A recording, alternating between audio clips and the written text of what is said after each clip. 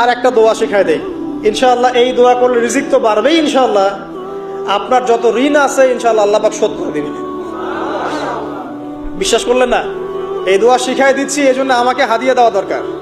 Specially আমাকে এখন হাদিয়া দেওয়া দরকার। এটা গুরুত্বপূর্ণ দোয়া শিখাই দিচ্ছি। আলী রাদিয়াল্লাহু আনহু বলেছেন, কোন ব্যক্তির যদি পাহাড়ের সমানও ঋণ থাকে, এই দোয়া যদি আমল করে আল্লাহ পাক ওই ঋণও শোধ করে দিবেন ইনশাআল্লাহ।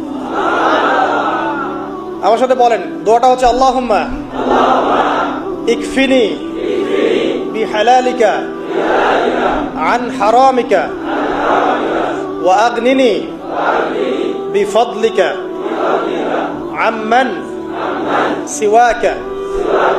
এই দোয়াটা ছোট না, এটা মুখস্থ করবেন, সেজদায় পড়বেন, নামাজের সেজদায় পড়বেন, আত্তাহিয়াতু দরুদ শেষ তারপরে পড়বেন, নামাজ শেষে হাত তুলে করবেন, যখন তখন শেষ রাত্রে করবেন, ইনশাআল্লাহ দেখবেন আপনার ঋণ বলতে কিছু থাকবে না।